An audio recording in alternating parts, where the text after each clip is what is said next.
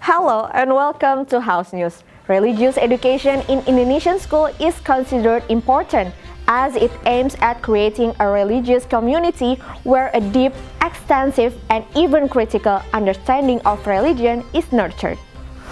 Indonesia, as one of the most significant Muslim population in the world, has developed zakat rapidly. The professional and effective management of zakat is the main key to achieve the target to reduce poverty number. Let's get away from the hustle and bustle of the city and visit one of the historical places in Jakarta, the biggest art center where you can find excitement of art attraction and science. Speaker of the House believes mother welfare is very influential on the growth and development of children. Therefore, a slew of basic rights for mother must be provided. Borobudur, one of Indonesia's most popular attractions, will soon be subjected to a massive price hike by government authorities in an effort to preserve historic and cultural wealth in the country. Turkey is rebranding itself. Believe it or not, the Republic of Turkey has changed its name to Turkiye. United Nations says request from Ankara has been accepted with immediate effect. During the Commission 8 of the House working meeting with Minister of Religious Affairs Yakut Kolil Kaumas, it was revealed many aspects in religious education have not been covered. For instance, religious organizations, house of worship maintenance and construction, and teacher availability in remote areas. At Nusantara II Building, Jakarta, member of Commission 8 of the House, Lisda Hendrajoni, explains, Ministry of Religious Affairs needs to observe honorary teachers in remote areas who educate and dedicate fully for national development. Lisda also emphasizes the ministry to pay attention to the house of worship needing maintenance and renovation. Additionally, religious activities such as holy festival events should also be noticed. Ayo Pak Menteri lihat langsung ya, kalau kita sudah melihat langsung di lapangan bagaimana kondisinya, sehingga ini yang tentunya harus diperbaiki dan harus tepat sasaran. Begitu juga dengan bantuan-bantuan BOP yang kemarin juga ada pemotongan ya di berbagai daerah, dan tentu kita harus ada pengawasan khusus untuk itu. Meanwhile, another member of Commission 8 of the House, Endang Maria Astuti, says the Ministry of Religious Affairs needs to improve the activity for the public. Endang urges the ministry to give input to the President to increase the budget for religious education in order to build character education for young generation. Jadi Kementerian Agama ini sudah dari 40 sekian persennya saja untuk gaji. Jadi limit sekali yang bisa untuk merubah masyarakat untuk bisa lebih menguatkan agama itu hampir nggak ada gitu.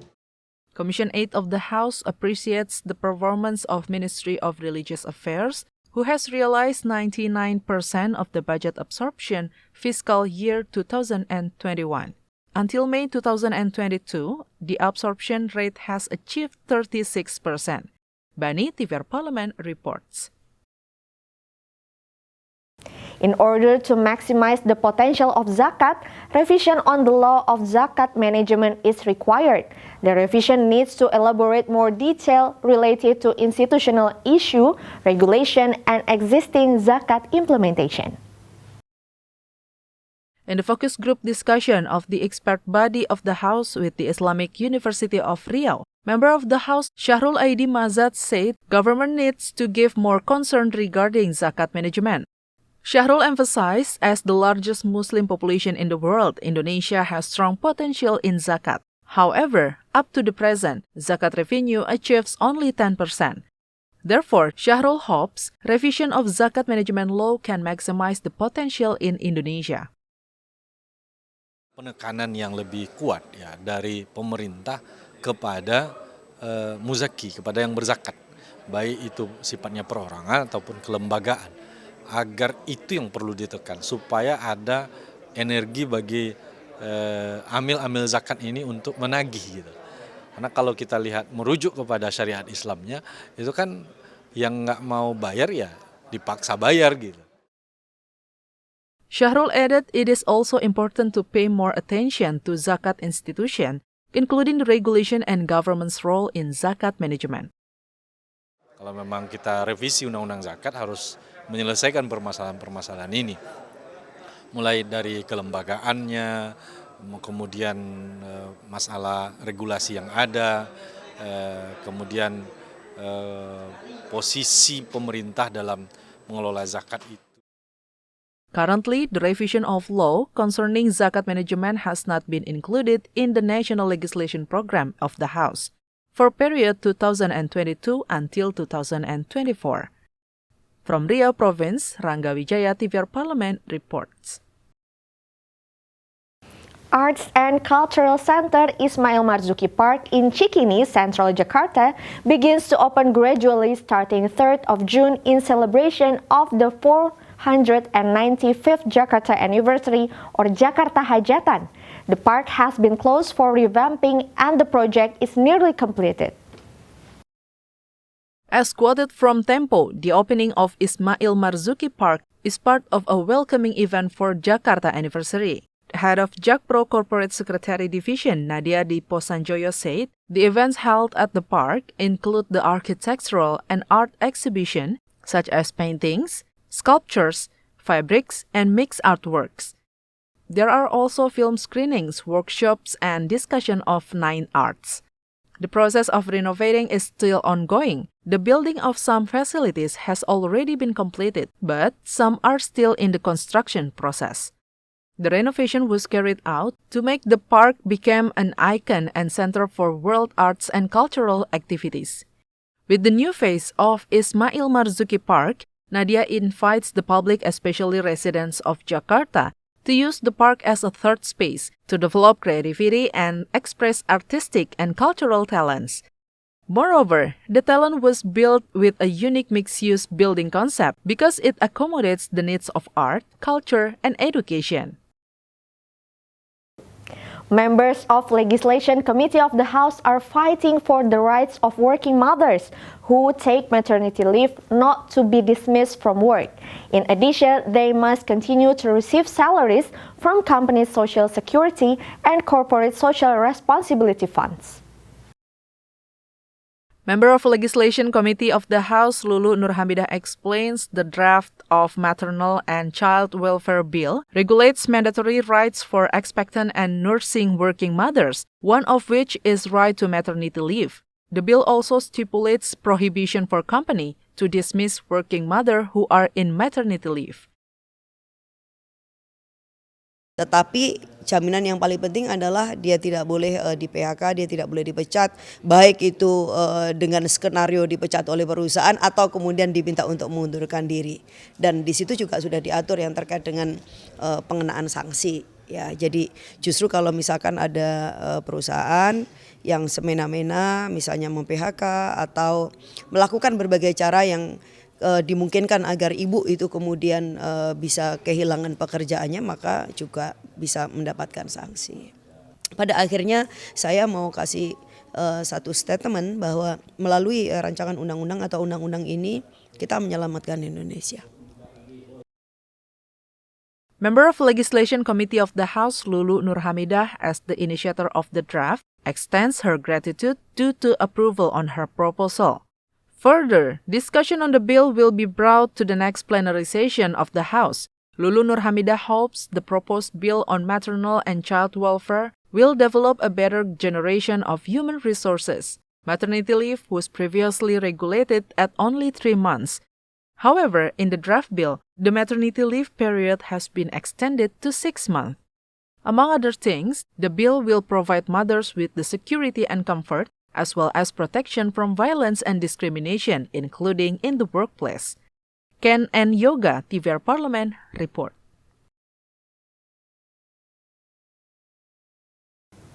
Commission 10 of the House urged the government to review the plan to increase the entry fee to Central's Java Buddhist Temple, Borobudur. Tourism industry is recently trying to recover. Increased ticket prices would indeed discourage travelers from visiting the site.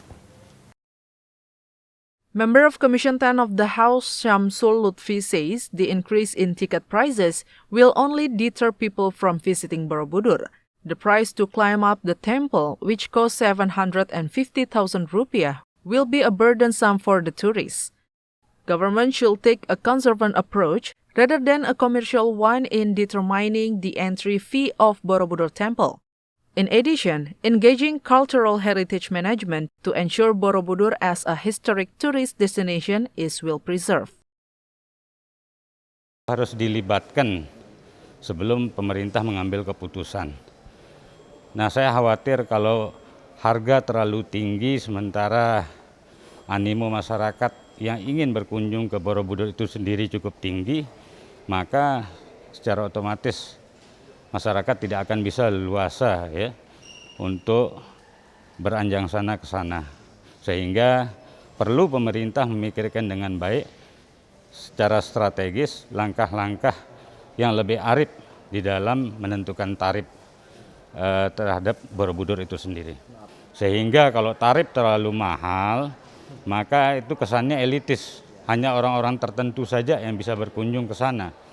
Sementara Borobudur sebagai salah satu keajaiban dunia. In the future, it is necessary to take wise consideration to determine the entry fee of a tourist destination. Too high tourist tickets for Borobudur Temple can cause a decrease in the income of local MSMEs. Government needs to stimulate and bring the tourism industry to recover. Andri TVR Parlemen reports. Turkey's government has sent a letter to the United Nations formally requesting to be referred to as Turkey. The move is seen as part to rebrand the country and dissociate it from the birth of the same name and the negative connotations associated with it. As quoted from The Guardian, United Nations spokesman Stephanie Dujarric explained the international organization received a letter from the Turkish minister requested a change in the name to Turkiye instead of Turkey. In December 2021, the President Erdogan ordered the use of Turkiye to better represent Turkish culture and values, including the use of made in Turkiye on exported products. Turkish ministry also began using Turkiye in official documents. The government this year released a promotional video as part to change its name in English.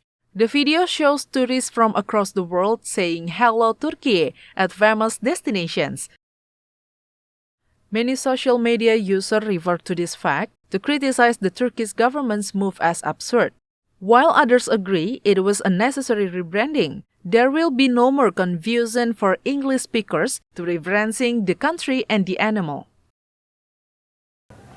And that's House News for today. Thank you for watching everyone and have a good day.